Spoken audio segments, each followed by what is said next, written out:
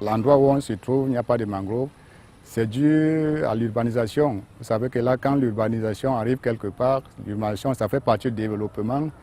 Il faut détruire, comme on dit souvent, l'adage dit que pour construire une cité, il faut détruire la forêt. Donc normalement, il fallait détruire cette mangrove pour que le pont s'installe. Et ce n'était pas facile pour implanter ce pont. Il fallait dégager une grande surface, une grande superficie pour qu'on essaie de travailler, de faire la manutention pour la construction de ce pont. C'est pour ça qu'on a détruit toute la mangrove à cet endroit. Lorsque nos frères nigérians se sont installés ici, partout dans cette zone, il y avait de la mangrove. Et avant, il n'y avait pas de chambre froide pour pouvoir conserver le poisson. Donc la seule façon de conserver le poisson, c'était de fumer ces poissons-là. D'où l'importance de cette dégradation.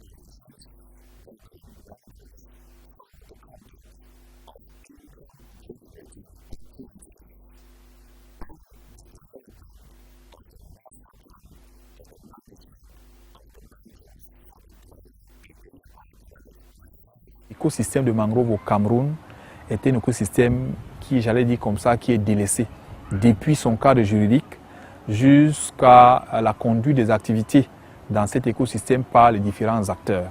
Grâce aux actions de sensibilisation, de renforcement des capacités en termes d'importance de mangrove auprès des populations, les populations se sont appropriées n'est-ce pas, cet aspect des choses. Donc les populations aujourd'hui au niveau de l'Ondji savent l'importance des mangroves, sont formées à réhabiliter les mangroves et ça pour nous c'est essentiel.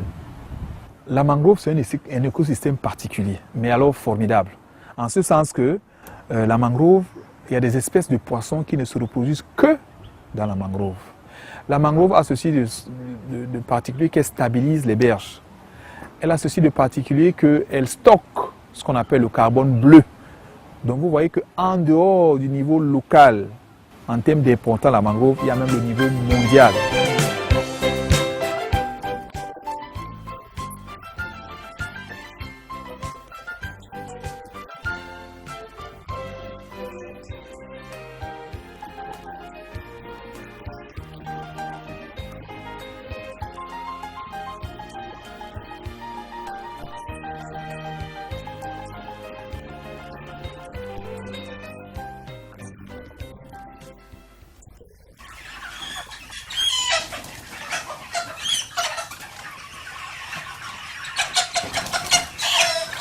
Quand on vend les poules là, on peut avoir quelque chose là qui nous soulage à acheter les cahiers des enfants et même la nourriture. Mes travaux avant, c'est que je coupais d'abord les bois de mangrove, les matanda.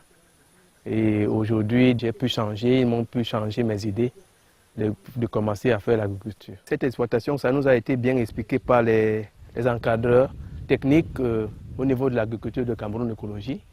Et ça nous a permis que tout ce maïs que vous voyez là, c'est bien aligné. C'est bien écarté de 80 sur 50. Ça permet une bonne circulation. C'est notre deuxième expérimentation. Donc, nous avons des gîtes, d'autres gîtes qui sont prêts à prendre nos récoltes. Ces gîtes-là font dans l'élevage puisque ce maïs est rien que réservé pour les chevaux et les porcs. Pour la récolte, ça nous aide beaucoup puisque ça nous aide à entretenir d'abord nos familles et nous avancer dans d'autres structures au niveau de l'agriculture. Si aujourd'hui nous sommes un peu bien, parce que ça nous a permis aujourd'hui qu'on peut payer la scolarité à nos enfants, chercher aussi à manger notre pain quotidien.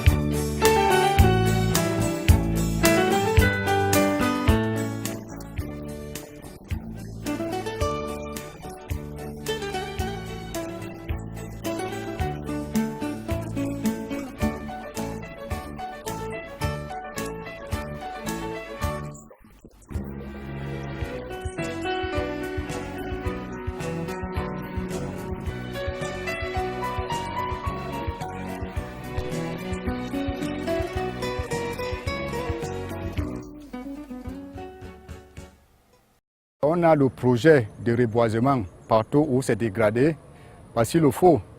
Donc ce projet même de reboisement ici à cet endroit, c'est dans nos projets, parce qu'on a eu à étudier les impacts, les mésavantages de la dégradation.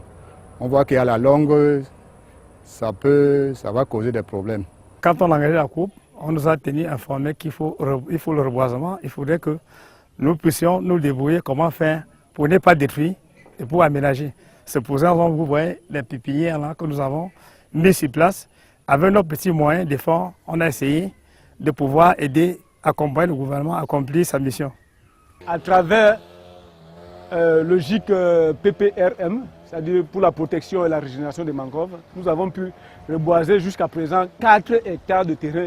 Nous avons également pu bénéficier des formations, notamment avec l'ONG Cameroun Écologie, qui apporte un appui technique dans la sensibilisation, dans la formation et les échanges entre d'autres villages tels que Tico, où nous avons participé à des échanges, à des visites d'échange, ce qui est important pour le GIC. Les populations ont été sensibilisées et connaissent déjà l'importance de la mangrove, d'où ils ne peuvent plus de nos jours couper cette mangrove-là pour fumer le poisson.